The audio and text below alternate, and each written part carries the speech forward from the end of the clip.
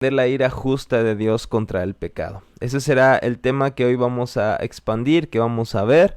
El segundo será tener un entendimiento claro de la profunda pecaminosidad humana. Y por último, entender que Dios se ha revelado y que por lo tanto nadie tiene excusa. Estos dos últimos puntos son los que tocaré en la próxima clase, que les repito será lunes o martes. Así que estos serán los objetivos que tenemos como presentes para esta clase. Yo quisiera que así pudiéramos verlos todos. Oro al Señor que me dé las palabras, me dé la brevedad también, pero la profundidad para ver estas clases. El bosquejo para estas clases es: número 1, la justa ira de Dios, que nos ocuparemos en la presente clase. Número 2, la revelación de Dios en su creación y la pecaminosidad humana, que se verá en la segunda parte de esta clase. Así que este va a ser el bosquejo de nuestra clase. Ya saben, si estoy pasando muy rápido las diapositivas, en el grupo, aquí en Facebook o incluso en su grupo de WhatsApp, puedo pasarles todas las diapositivas para que no se apresuren al momento de escribir. Así que este va a ser el bosquejo para esta mañana y nos ocuparemos en el punto 1. Y bueno, vamos a entrar de lleno. Por favor, si tienen sus Biblias, me gustaría que las abrieran, sus tablets, sus celulares, porque vamos a meditar en Romanos. Romanos capítulo 1, versículo 17. ¿Alguien recuerda de casualidad qué es lo que nosotros vimos en la clase pasada? ¿Con qué versículo terminamos? Por favor, ahí los espero en los comentarios si alguno de ustedes quisiera responder. Pero por delante tenemos Romanos 1:18. Y quisiera que abrieran sus Biblias, si ustedes tienen una por ahí. La mayoría tiene Reina Valera, algunos NBI.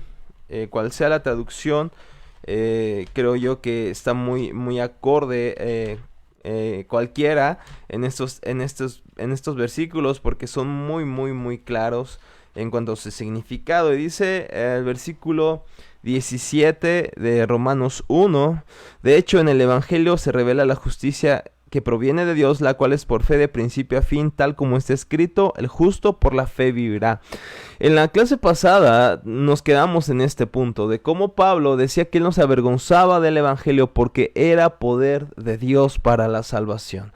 Entonces Pablo presenta de alguna manera, vimos su procedencia, su llamado pertenecía a Dios, se veía a sí mismo como un esclavo del Señor, y después empieza a ensalzar el Evangelio, empieza a decirnos que no hay alguna otra forma en que el hombre pudiera recuperar su relación con su Creador si no es a través de la fe. Pero no es una fe vaga, no es una fe que se encuentra en el vacío, no es una fe que se encuentra en la paz mental, no, es una fe que se encuentra en Jesucristo, es una fe histórica, es decir, que tuvo un momento en el que hubo un hombre que al mismo tiempo era hombre, pero era Dios, que murió por nuestros pecados, y esa muerte fue vindicada y aceptada por Dios a través de la resurrección, y esa muerte y resurrección es lo que hace posible que el hombre pecador pueda presentarse delante de Dios como justo, pero no por sus propias obras, no por su propia hermosura, no por su propia belleza, sino por la belleza y sobre todas las cosas la justicia perfecta de Cristo en el Calvario. Y fue perfecta porque su vida fue perfecta. Esa obediencia y ese sacrificio fue aceptado porque su obediencia en esta vida fue perfecta delante de los ojos de Dios. Cosa que ningún hombre, ninguno de nosotros pudiera llegar a hacer. Ninguno de nosotros pudiera completar o pagar esa justicia de Dios. Porque sencillamente ninguno de nosotros somos totalmente o somos justos. Así que esa justicia en Cristo nos es imputada por el Evangelio, es decir, es puesta sobre nosotros. Ahora Dios, a los que somos cristianos, nos ve a nosotros, pero a través de Cristo. Él ya no ve nuestra pecaminosidad, ya no ve nuestra culpa como un separador entre Él y nosotros. Ahora ve a Cristo frente a nosotros y ve cómo su justicia es puesta sobre nuestros corazones, es puesta sobre nuestras vidas. Y esto, mis hermanos, decíamos, es más allá que una mera idea académica. Es una realidad, o debería ser una realidad para nuestras almas. Somos presentados como justos delante del Señor. Ahora, dice Pablo, porque el Evangelio se revela por la fe y para fe, como está escrito citando a Habacuc, el justo por la fe vivirá. Y entendamos ese contexto y pasemos al versículo 18. Porque la ira de Dios se revela desde el cielo contra toda impiedad e injusticia de los hombres que detienen con injusticia la verdad. Esa preposición, ese conector porque nos está de alguna manera conectando, como su nombre lo indica, con el contexto anterior. Es decir, el Evangelio se revela por fe y para fe, como está escrito, por la fe, el justo vivirá. El justo vivirá. ¿Por qué? ¿Por qué el justo debe de vivir por la fe? ¿Por qué el justo vive por fe y para fe? Porque la ira de Dios se está revelando. Es decir, nuestra fe en Cristo de alguna manera es también nuestra escapatoria de la ira justa y perfecta de Dios. Nuestra fe en Cristo nos salva, nos refugia, como en aquellas ciudades que vemos en Números, en Levítico, esas ciudades de refugio. Esas ciudades que servían como de alguna manera un escape para la ira de los familiares de un asesinado, por ejemplo, si había sido por error o por alguna otra circunstancia. Es esa casa de refugio, Cristo, la que nos pone en protección de la justa, perfecta y santa ira de Dios. Aquí hay una conexión, mis hermanos. No leamos la Biblia como frases aisladas. Leamos el contexto, entendamos el contexto. Y porque esa ira se está revelando, necesitamos creer en Cristo para no ser destruidos por la ira de Dios. Es lo que el texto nos está llevando a concluir. Porque la ira de Dios se revela desde el cielo contra toda impiedad e injusticia de los hombres, que detienen con injusticia la verdad. Aquí tenemos algunas frases que quisiera que notaran.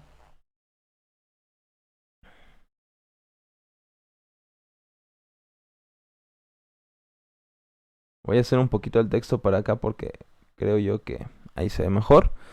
Tenemos la palabra ira, es orge, es la que tenemos abajito, que es cólera, castigo, venganza, retribución o enojo. Eso es lo que el léxico griego nos dice acerca de esta palabra orge, que así se escribe como lo escuchan en español, orge, y se escribe de esa manera que la tienen en pantalla. Es una cólera, un castigo, una venganza, es una retribución. Ahora, esto cuando hablamos de la ira en los hombres, en nosotros, obviamente es algo que conocemos, es algo que tenemos por sentado, es más, es algo que experimentamos todos los días nosotros. Sin embargo, cuando hablamos de la ira de Dios, debemos hacer una diferencia que vamos a ver enseguida. Porque cuando hablamos de ira, normalmente nuestra connotación acerca de la ira es siempre algo negativo, siempre algo incluso malvado y hasta pecaminoso. Sin embargo, cuando hablamos de la ira de Dios, estamos hablando de una ira totalmente diferente, o en muchos casos, en muchas áreas y aspectos diferente a nuestra ira, a nuestra cólera, a nuestro enojo. Ahora, también tenemos una palabra que es muy importante, que es se revela. Esta palabra viene del griego apokaluptetai. Se encuentra en tercera persona singular del presente indicativo. ¿Esto qué nos indica? ¿Esto qué nos comunica? Si está en presente, nos comunica que esta ira se revela. O una traducción que yo prefiero es se viene revelando. Podríamos decir que el texto podría decir de la siguiente manera: porque la ira de Dios se revela o se está revelando desde el cielo contra toda impiedad e injusticia de los hombres. Es decir, que esta ira no es un acontecimiento primordialmente futuro. Sí, habrá un día en que Dios ha de juzgar a todas las naciones, el día del gran juicio como le conocemos. Pero esa revelación de la ira de Dios no es precisamente esa futura, aunque como dice Evis Carballos en su comentario, tendrá su clímax en el gran juicio, en el último día, digamos. Sin embargo, esta ira ya se viene revelando a través de los tiempos, a través del acontecer histórico. No es algo meramente futuro, esta ira se está revelando. Me gusta esa traducción, viene revelándose. Ahorita vamos a ver algunos aspectos de esta gramática o de estas palabras. Pero la verdad es que podemos decir que Dios está revelando constantemente su ira. Y respecto a esto que acabo de decir, uno de los comentaristas bíblicos de Romanos que más yo considero valioso en nuestros días es Douglas J. Moo. Él dice lo siguiente: Pablo usa el tiempo presente en la palabra revelación, lo que sugiere que la revelación de la ira de Dios es un aspecto constante en la experiencia humana. William Berkeley, que fue otro comentarista, dice: para los profetas, la ira de Dios estaba obrando continuamente, aunque alcanzaría su clímax de terror y destrucción en el día del Señor.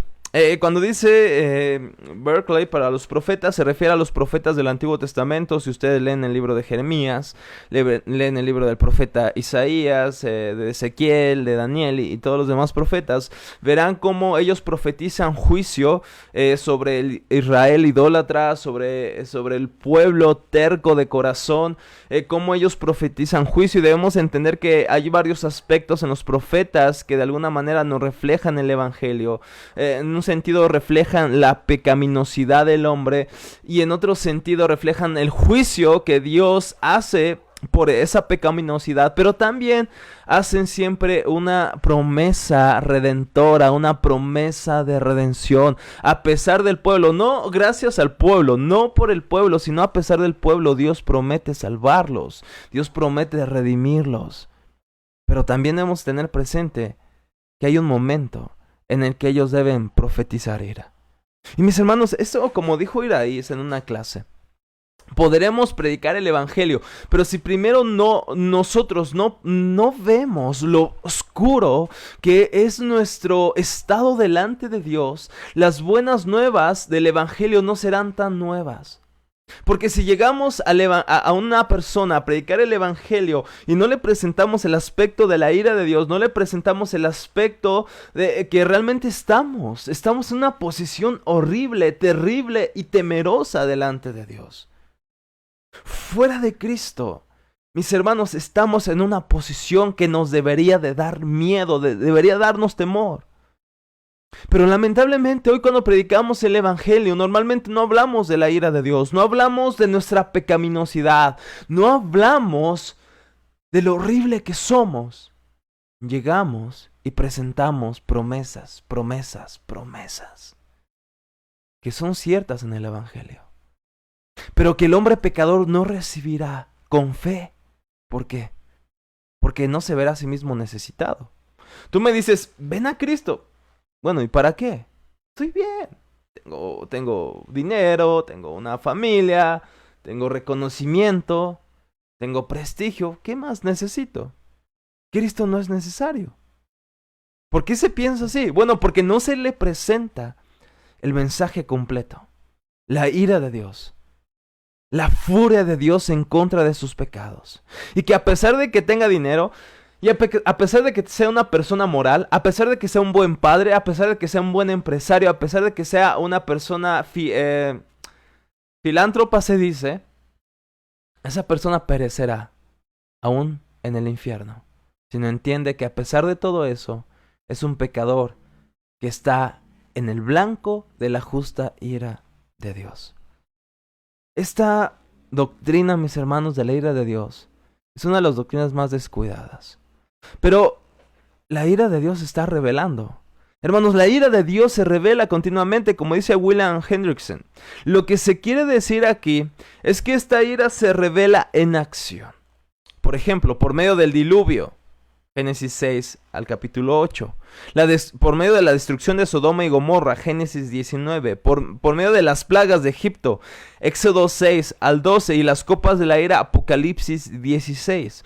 Lo que Hendrickson nos está proponiendo, y lo que creo yo, es que la ira de Dios se está de alguna manera revelando a través del acontecer histórico por diferentes actos. Ahora algunos de ustedes podrán decir: entonces el coronavirus es uno de esos actos. Mis hermanos, te puedo decir que el coronavirus y todo esto que está sucediendo responde precisamente a la naturaleza caída de nuestro mundo. Cuando nosotros pecamos, el hombre y la mujer no solamente fueron afectados ellos como humanidad, sino que fue una caída cósmica. ¿A qué me refiero? Que afectó nuestro planeta Tierra, afectó nuestro universo, de tal manera que el planeta, nuestra Tierra, no funciona o no es lo que debería de ser a causa del pecado.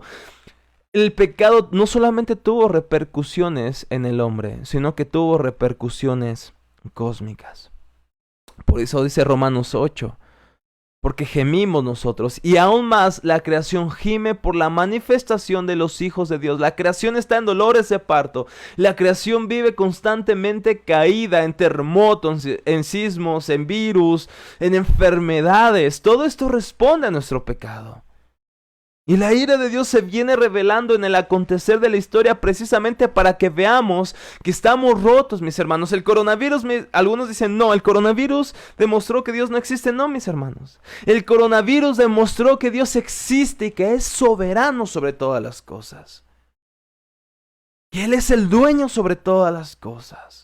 Que puede conmover nuestros reinos que pudieran haber parecido permanentes, pudieron conmover nuestra vida que pudo haber parecido a nuestros ojos muy sólida, ahora se ve desequilibrada y tan frágil.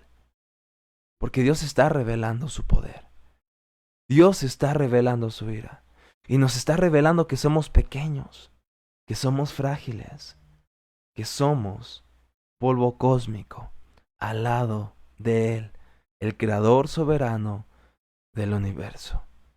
Esta revelación de la ira de Dios se viene de alguna manera revelando desde hace mucho tiempo. Y esta ira de Dios dice que se revela desde el cielo. El término griego es urano. Dice Benjol, de manera significativa esta frase implica la majestad de un Dios enojado y su omnisciencia y la amplia extensión de su ira sobre todo lo que está debajo del cielo y todavía no está debajo del evangelio, es decir, aquellos que no son cristianos.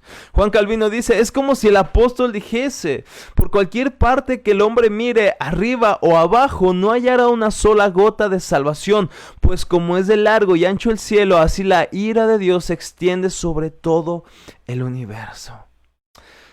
Este es un aspecto que deberíamos de considerar porque normalmente cuando consideramos el universo y las imágenes que el Hubble nos trae a nuestra Tierra y ver la maravilla, debería sí llenarnos de admiración, debería llenarnos de un sentido de belleza y sorpresa, pero también nos debería llenar de un sentido de temor. ¿En qué forma?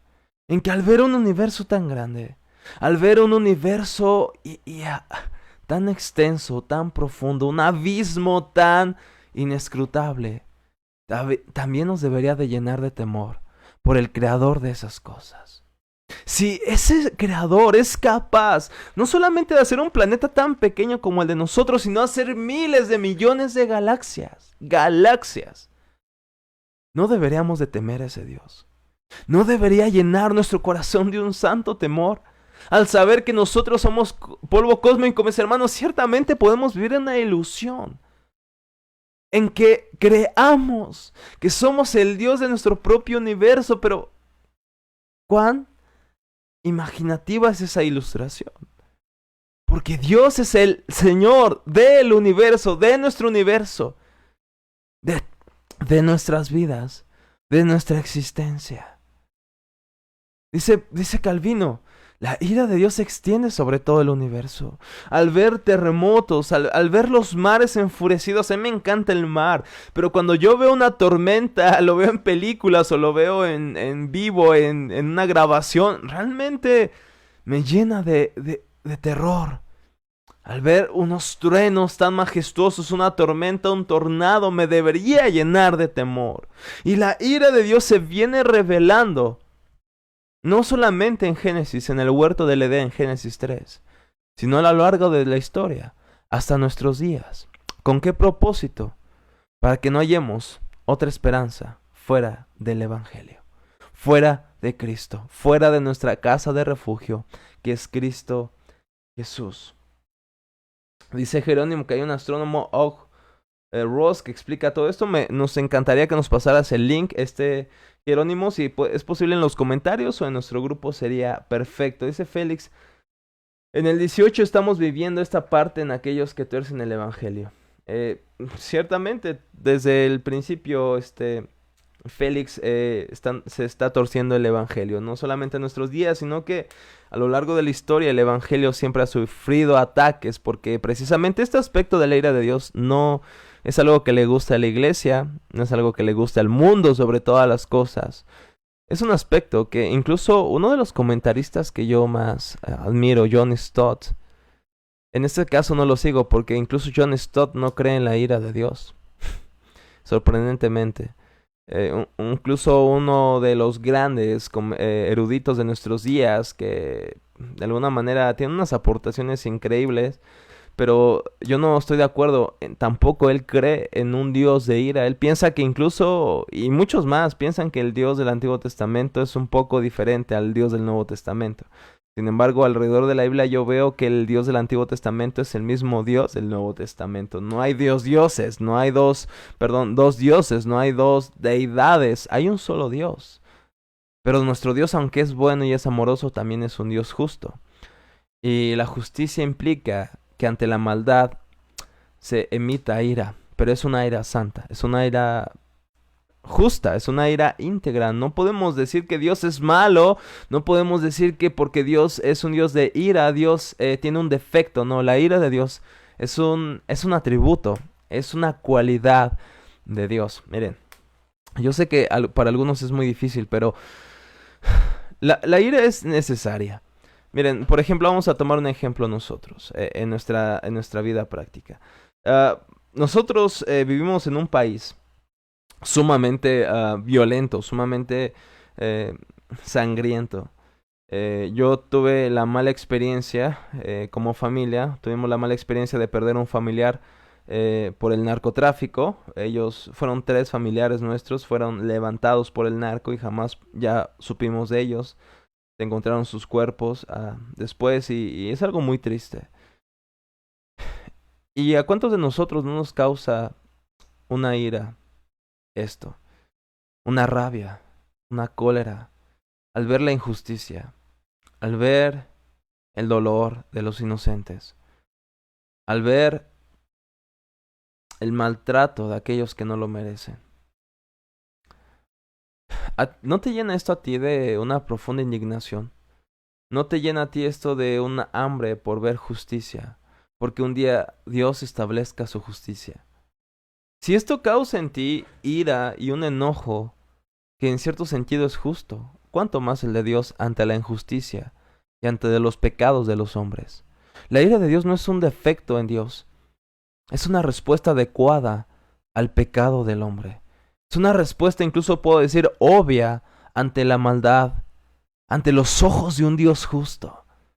Él va a responder en justa ira. Ciertamente la ira del hombre, nuestra ira, tiene muchos elementos injustos, tiene muchos elementos pecaminosos, pero no podemos decir que así es la ira de Dios. La ira de Dios es completamente santa, la ira de Dios es completamente justa, la ira de Dios es completamente íntegra. Sin embargo, la iglesia, mucho sector de la iglesia no admite la ira de Dios. Y me gustaría leer aquí y citar a Martin Lloyd Jones. Hermanos, cada autor que cito es porque lo considero como una autoridad en la iglesia, lo considero una autoridad en mi vida, no a la par de la misma palabra de Dios, pero quiero expresarles que los autores que les estoy citando de verdad, los estimo como personas que nos acercan más a Dios. Así que si tú pudieras buscar más de ellos, pudieras buscar sus libros y llenarte del conocimiento que ellos tienen, es necesario leerlos porque están repletos del evangelio, están repletos de la palabra del Señor. Así que Martin Lloyd Jones, en este caso me parece muy oportuno lo que dice, el por qué la iglesia no acepta la ira de Dios, o muchos cristianos tienen problemas con aceptar la ira de Dios. Y él dice: es sorprendente que escuchemos tan poco acerca de la ira divina en nuestra generación. Él vive en el siglo pasado, siglo XX. Vivimos en el siglo XXI, pero podemos decir lo mismo. Quizá este fenómeno se deba a una evangelización superficial. Hoy en día el evangelio empieza con un llamamiento de venir a Jesús si se tiene problemas y dificultades, pues Él los puede solucionar, como si fuera un extraordinario psicólogo en vez del Salvador, quien nos salva o quien nos rescatara de la ira venidera. Fíjense, lo que dice Lloyd Jones creo que es muy aplicable para nuestros días. Realmente vemos tan poco una predicación basada en la ira de Dios como en el pasado, como incluso en los grandes predicadores de los grandes avivamientos del pasado que enfatizaban mucho la ira de Dios. Hoy, ¿por qué lo hemos perdido? Y estoy de acuerdo con Lloyd Jones, porque tenemos una predicación y una evangelización superficial donde presentamos a Jesús no como el amo y Señor, donde presentamos a Dios no como un Dios santo y justo, sino como un viejito bonachón, como un sirviente que está para, de alguna manera, complacer los caprichos del hombre. Y se escuchan cosas como: ven a Jesús y tus problemas serán resueltos, ven a Jesús y tu vida será color de rosa, ven a Jesús y serás sano, ven a Jesús y tus problemas acabarán, ven a Jesús y Él hará, ven a Jesús y Él te servirá, ven a Jesús y Él estará a tu disposición, ven a Jesús que es tu sirviente. En otras palabras, vivimos una evangelización superficial, mis hermanos. Vivimos una evangelización lamentablemente, muy alejada de las Escrituras. Como si Cristo fuera un gran psicólogo, dice Lloyd Jones, en vez de ser nuestro Salvador. ¿De qué nos salva Cristo, mis hermanos? Yo les pregunto, ¿de qué nos salva Cristo? Cristo nos salva de la ira justa de su Padre. Cristo nos está salvando de la justa ira de su Padre. Sí, en un aspecto nos está salvando del infierno. Sí, en un aspecto nos está salvando de la condenación del pecado. Sí, en un aspecto nos está salvando de las blasfemias y de la culpa y condenación que el enemigo nos quiere hacer sentir. Pero sobre todas las cosas, Cristo nos salva de la ira de Dios, de la ira de su Padre. Cosa que no podríamos escapar a menos que Cristo no se pusiera en nuestro lugar y fuera atravesado con la lanza de la justa ira de Dios. Cosa que yo merecía. Cosa que tú merecías. Pero que Cristo estuvo dispuesto a pagar. Cristo, mis hermanos, vivió la vida que tú y yo jamás pudimos haber vivido. Una vida justa. Una vida completamente apegada a la ley de Dios. Pero al mismo tiempo, murió la muerte que tú y yo debimos haber muerto. Él pagó la condenación que tú y yo debimos haber pagado. En la cruz, Él murió en nuestro lugar. En la cruz, Él bebió la justa y santa ira de Dios. En la cruz, Jesucristo absorbió la ira del Padre por nosotros, los pecadores, de los cuales yo soy el primero, dice Pablo. Otro autor excelente, comentarista bíblico que murió del siglo pasado, James Montgomery Boyce, dice, voy a quitar un poco mi pantalla para que se vea el texto: debemos estudiar la ira de Dios antes de poder apreciar las doctrinas de la redención, porque es aquí donde se nos plantea un problema. Muchos de nuestros contemporáneos e incluso muchos cristianos consideran que la ira de Dios es algo vergonzoso, algo que básicamente no es digno de Dios. Por ende, se trata de algo de lo que no se habla con demasiada frecuencia, al menos públicamente. Escuchamos muchos sermones sobre el amor de Dios. Existen miles de libros publicados que nos hablan sobre el poder de Dios para librarnos de la tentación, de la depresión, de la tristeza y muchas otras cosas. Los evangelistas suelen poner énfasis sobre la gracia de Dios y su plan para nuestras vidas. Poco escuchamos hablar sobre la ira de Dios o el juicio de Dios. ¿Qué es lo que está ocurriendo? Los autores bíblicos no mostraban tal reticencia. Hablaban de la ira de Dios, obviamente considerándola como una de las perfecciones, no como defectos, mis hermanos, notemos, sino como una de las perfecciones de Dios. Esto los conducía a presentar el evangelio de Dios como un mandamiento al arrepentimiento. Lean por favor Hechos 17:30. ¿Acaso los cristianos, dice Boyce, modernos no se han percatado de algo que los escritores bíblicos conocían y apreciaban? ¿Han desestimado una doctrina sin la cual las demás doctrinas inevitablemente se distorsionan? ¿O acaso el punto de vista moderno es más correcto? Consideramos que la ira de Dios hacia nosotros es injusta y no es digna de Él. ¿Por qué los cristianos tienen esta tendencia a aceptar este juicio contemporáneo, pero que no es bíblico? La idea de la ira de Dios nunca ha sido popular, pero, sin embargo, los profetas, los apóstoles, los teólogos y los maestros de antaño no cesaban de hablar de ella. Es bíblica. En realidad, una de las características más sobresalientes de la Biblia es el vigor con el cual ambos testamentos resaltan la realidad y el terror de la ira de Dios. La manera de sobreponernos a nuestra reticencia es buscar redescubrir la importancia de la ira de Dios por medio de un estudio detallado sobre toda la enseñanza de la Biblia sobre ella.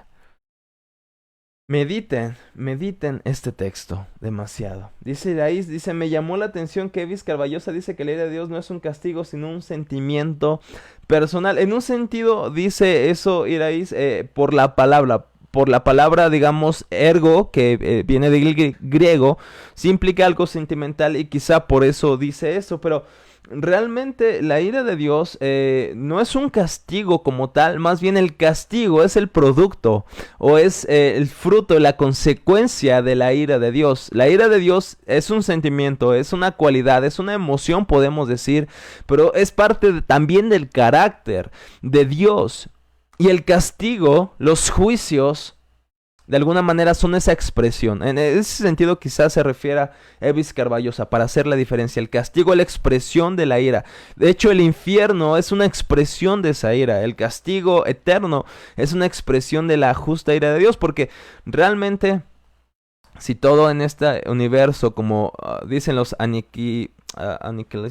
¿cómo se dice? Aniquicionalistas, o no sé cómo se traduce muy bien, los que creen en que algún día seremos aniquilados completamente, dicen que no, que algún momento en la existencia dejaremos de existir simplemente. Pero si así fuera el final de estos tiempos, de la eternidad, realmente el pecado quedaría sin ser juzgado, sin ser de alguna manera retribuido. Pero creemos que habrá un castigo eterno para aquellos que no hayan entregado su vida a Cristo, y sobre todas las cosas para aquellos que en su vida hicieron cosas injustas. Y pareciera que la vida les sonríe, pareciera, como el Salmo 73 nos dice, que los malvados prosperan, y parece que Dios no lo ve, pero realmente ellos recibirán una retribución y Dios hará justicia. ¿No anhelas justicia tú? Les pregunto a ustedes, ¿no anhelan realmente que este mundo malvado que está yendo cada vez más en pique hacia la maldad, hacia la violencia, hacia la opresión de los más necesitados, de los más débiles, como los no nacidos, como los que son abortados? ¿No tienes una sed de justicia? ¿No tienes una sed de que algún día esto tenga una retribución de parte de un Dios justo? Mis hermanos, porque la realidad es que aunque veamos a los malvados prosperar en esta tierra, recibirán su castigo, porque es una expresión de la ira justa del Señor. Es una expresión de su ira. ¿Y qué es la ira de Dios? Y vamos a ir terminando ya. J.I. Parker dice: la palabra ira puede definirse como enojo, indignación intensa y profunda. La ira de Dios es su reacción ante nuestro pecado. Es la manifestación activa de su odio hacia la irreligiosidad y el pecado moral. Boyce dice de la siguiente manera: la ira es la duradera e inquebrantable resistencia de Dios frente al pecado y la maldad. Como decíamos, la ira es la respuesta ante el pecado y la maldad del hombre. La ira de Dios, dice Wayne Grudem, otro excelente teólogo contemporáneo, que es decir, que está vivo en nuestros días. Dice, la ira de Dios se puede definir como sigue: la ira de Dios quiere decir que Él detesta intensamente todo pecado. ¿Ven cómo la ira de Dios no es un defecto de Dios? Más bien es una respuesta al defecto de la humanidad, que es el pecado. Lo voy a repetir: la ira de Dios no es un defecto, en las cualidades, en el carácter de Dios, sino en la respuesta perfecta, santa y justa ante el defecto más grande y supremo de la humanidad, su pecado. Dice Jerónimo, me parece lógico, pues nuestra relación con Dios es personal y depende de nuestra vida. Exactamente. Entonces la ira de Dios es esa respuesta ante el pecado. La ira de Dios realmente nos mete en un conflicto si no somos cristianos. La ira de Dios realmente nos mete en un conflicto si rehusamos creer en Dios. Porque entonces estamos siendo blancos o el objeto de la ira de Dios sin Cristo. Y es precisamente de su ira de la que somos salvados por Cristo. Hay varios versículos, no solamente existe Romanos 1, la Biblia, si ustedes son honestos y han leído las Escrituras, se dan cuenta que la ira de Dios está presente, muy presente en las Escrituras, en el acontecer histórico. Por ejemplo, tenemos Éxodo 15. Y con la grandeza de tu poder has derribado a los que se levantaron contra ti. Enviaste tu ira, es decir, la ira de Dios, los consumió como a hojarasca. La ira de Dios es poderosa, mis hermanos. La ira de Dios no tiene límites. La ira de Dios no es débil. La ira de Dios no es humana. La ira de Dios es divina y por lo tanto todopoderosa. Salmo 2, versículo 4 al 5. El que mora en los cielos se reirá. El Señor se burlará de ellos. Luego hablará a ellos en su furor y los turbará con su ira. Habacuc 3:2. Oh Jehová, he oído tu palabra, dice Habacuc, y temí. Oh Jehová, aviva tu obra en medio de los tiempos. En medio de los tiempos, hazla conocer. En la ira, acuérdate de la misericordia. Y podemos seguir leyendo más textos, mis hermanos, que nos muestra sobre la ira de Dios. Sobre la ira justa de Dios. Y encontraremos pasajes alrededor de las Escrituras. No es una doctrina que se inventó Evis Carballosa, no es una doctrina que se inventó el apóstol Pablo, no es una doctrina que se la inventó James Montgomery Boyce, es una doctrina que emana de las Escrituras porque es una cualidad que emana del ser de Dios. No es algo que hemos inventado, no es algo que se nos ha ocurrido, es algo que vemos en las Escrituras como parte del ser de Dios. Dice Adriana, sobre esta frase que comúnmente hemos escuchado, Dios ama al pecador, no al pecado, entonces no tiene sentido. Hay una frase que no lo dijo Martin Lloyd Jones, no lo dijo Pablo, lo dijo Gandhi. Sí fue Gandhi, me parece, porque Dios ama al pecador y aborrece el pecado. Tiene una connotación, una frase, un significado real, pero no... Les podré decir que no es tan bíblica esta frase. Porque ciertamente Dios nos ama como pecadores, porque incluso por eso Él murió por nosotros. Dios nos ama a pesar de nuestro pecado, pero detesta nuestra condición de pecado. Quiero que entiendan esto. Dios nos ama a pesar de nosotros, a pesar de nuestros pecados, pero no por eso estamos diciendo que Dios está a gusto con nuestros pecados. Dios detesta intensamente el pecado, como dice Boyce. Como dice Grudem. Dios detesta intensamente nuestro pecado. Pero a pesar de eso nos ama. A pesar de eso nos ama. Y no, mi hermano, Dios no ama al pecador porque sea pecador. Dios lo ama porque ve a Cristo en esa persona. Porque Cristo murió por esa persona. No lo ama porque es pecador. No la ama porque está en su condición de pecador. Dios lo ama a pesar de que es pecador. Dios está enfurecido con los pecadores. Pero en un sentido, como dice Juan Calvino, Él también los ama a pesar de que sean pecadores. Es una misma moneda con dos caras distintas. Pero somos salvados de esta ira por Cristo. Y en ese sentido dice R.C. Sproul, la gran paradoja o suprema ironía de la fe cristiana. Escuchen esto, está increíble. Y vamos terminando. La gran paradoja o suprema ironía de la fe cristiana es que somos salvados al mismo tiempo por Dios y de Dios. Esto es increíble y anoten esto en sus corazones.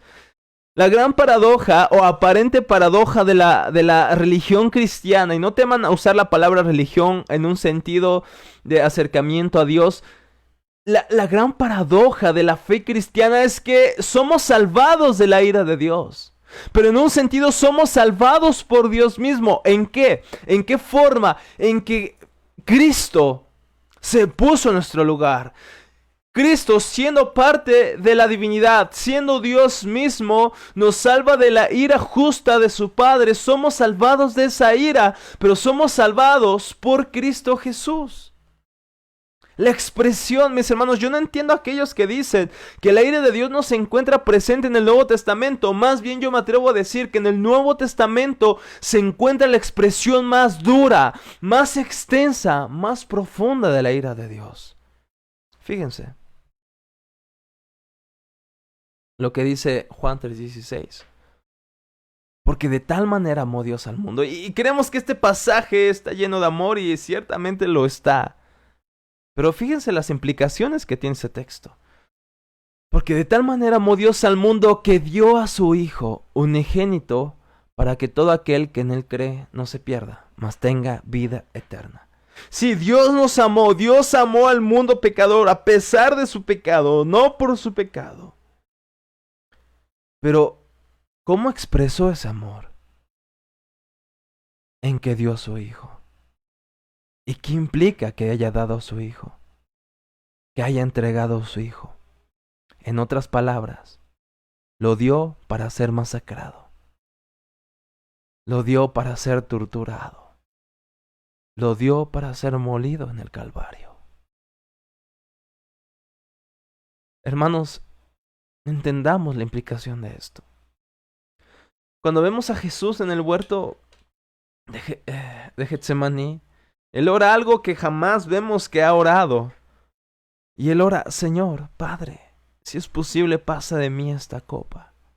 Y lo ora varias veces: Padre, si es posible, pasa de mí esta copa. Pero que no se haga mi voluntad, sino la tuya. ¿A qué copa Jesús se refería? A la copa de la ira de Dios. ¿Por qué Jesús, incluso, Él tiene temor a esta copa? Porque esta copa implicaba que Él bebiera la suma de todos los pecados del hombre, y eso causara que en Él se derramara la copa. La copa es un símbolo de la ira de Dios. Se derramara la copa completa de la ira justa, santa, íntegra de Dios. Y esto iba a causar, mis hermanos, que Jesucristo, por primera vez en toda la eternidad, conociera lo que es el pecado. Porque aunque Él fue tentado en todo, según nuestra naturaleza, según la humanidad, Él fue sin pecado. Él jamás cayó en las tentaciones. Él permaneció fiel a Dios. Y no solamente tenía temor de ver la ira de Dios por esto, sino en un sentido, porque cuando Él tomara la ira de Dios y sintiera la pecaminosidad y tuviera la pecaminosidad del ser humano que cargó en la cruz, Él iba a experimentar por primera vez en toda la eternidad lo que jamás Él pudo sentir, lo que Él jamás pudo experimentar, que fue el abandono de su Padre. Porque la paga del pecado es la muerte y la separación con Dios. El Hijo, espero poder explicarlo esto, el Hijo que vivía eternamente en una relación gloriosa, continua, constante y eterna con la Trinidad, con Dios Padre y Dios Espíritu Santo, por primera vez experimentó el alejamiento de esa comunión perfecta. Gracias a nuestro pecado, Jesús experimentó el abandono de Dios, cosa que jamás había experimentado. Por eso Él dice en la cruz: Elí, Elí, lama sabactani. Dios mío, ¿por qué me has abandonado? ¿Por qué me has abandonado? Mis hermanos en Cristo, la ira de Dios fue derramada completamente. Pero era el único medio, mis hermanos, por el cual nuestras vidas podrían ser redimidas. Era el único medio, el único sacrificio aceptable delante del Padre. Todos los sacrificios rituales del Antiguo Testamento, todas las fiestas, las ofrendas, eran simplemente un anuncio de aquella ofrenda perfecta, de aquella ofrenda gloriosa que Cristo iba a ofrecer en nuestro lugar, para que aquellos que eran objetos de la ira de Dios ahora sean objetos de su amor, para que aquellos que estaban destinados para ser abandonados por Dios, Él estuvo dispuesto a ser abandonado por un momento por su Padre, para que jamás nosotros volviéramos a ser abandonados por nuestro Creador. Él estuvo dispuesto a renunciar a su vida gloriosa para que nosotros, que vivíamos en la perdición, pudiéramos ser llamados hijos de Dios. El Hijo de Dios estuvo dispuesto a morir para que los hijos de los hombres pudieran ser restablecidos a una comunión perfecta con su Señor. La ira de Dios, mis hermanos, la ira de Dios es una doctrina bíblica, pero gracias a Jesucristo que Él ha muerto en nuestro lugar. Y voy a leer algunos comentarios. A pesar de, dice Adriana, que es la palabra clave, claro.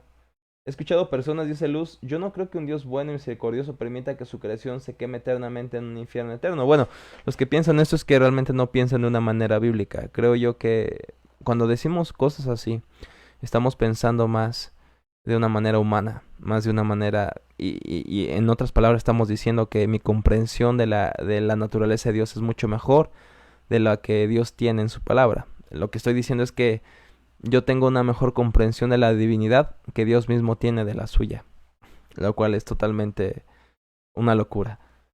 Debemos, dice Luz, reconocer que Dios es santo y a la vez justo y dará a cada uno de ellos lo que hemos hecho. Así es. Y creo que el peor juicio o castigo que podemos recibir es estar sin Dios y Jesús, que sintió por nosotros. Dios ama al pecador, pero porque puede ser redimido, ¿no, Adriana? Sí, o sea, Jerónimo, creo yo que Adriana y yo no estoy de acuerdo con esa frase que no te preocupes, Dios ama al pecador, pero detesta su pecado. En un sentido es cierto, pero creo que la mayoría de gente realmente no entiende las implicaciones.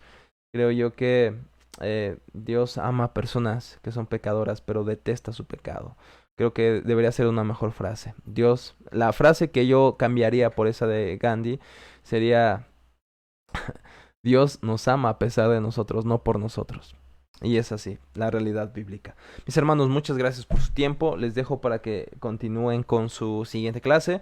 Para mí ha sido siempre un privilegio que el Señor nos ayude. Vamos a orar para terminar, mis hermanos, si me acompañan.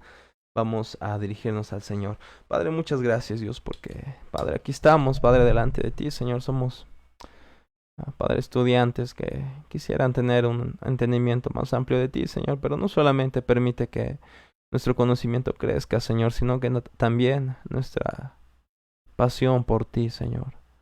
Nuestro entendimiento de ti afecta nuestros corazones, Señor. Padre, hoy estamos como Moisés delante de una zarza ardiente, Señor. Padre, aquí no estamos como expertos de tu palabra. Padre, aquí no estamos como justos delante de ti, Señor. Padre, estamos delante de un Dios justo, de un Dios santo, Señor. Permítenos sentir el peso de esta doctrina. Que no solamente sea algo, Padre, que hemos entendido con nuestra mente. Ayúdanos a vivir, Señor, con esto en nuestras vidas todos los días. Ciertamente que Cristo ha muerto por nuestros pecados y nos ha salvado, Padre, pero permítenos vivir una vida de obediencia, teniendo también en mente, Señor, que tú eres un Dios justo, eres un Dios santo. No solamente eres amor, no solamente eres un Dios lleno de gracia y misericordia, pero también eres un Dios justo, Señor. Ayúdanos a entenderlo todos los días y recuerda esto en nuestros corazones cada vez que vayamos a predicar, Señor. Que no solamente presentemos o presentemos solamente las buenas nuevas del Evangelio, que presentemos las malas noticias que hacen glorioso al Evangelio. que presentemos el fondo negro que hace brillar el diamante del evangelio, que no presentemos falsas esperanzas y promesas a las personas sin que antes entiendan que son incapaces de acercarse a ti, sin que antes entiendan que están rotos, están quebrados y están totalmente llenos de la justa ira de Dios. Ayúdanos a entender esta doctrina y ayúdanos a vivirla, Señor. Te lo pido en Cristo Jesús y te damos gracias por Cristo, que ha muerto en nuestro lugar por nuestros pecados. Gracias, Jesús. Gracias por tu amor. Gracias por estar dispuesto a pagar los pecados tan horribles, Padre, que tenemos, para que podamos presentarnos ahora como hijos de Dios. Gracias. En Cristo Jesús. Amén. Muchas gracias y que el Señor les bendiga y ojalá puedan escuchar esta enseñanza otra vez y pudieran sacar más jugo de lo que acabamos de decir. Muchas gracias, mis hermanos. Para mí ha sido siempre un placer, un gozo estar con ustedes. Si tienen alguna duda, aclaración, escríbanlo al grupo de WhatsApp o personalmente estoy para servirles, mis hermanos. Muchas gracias. Bendiciones.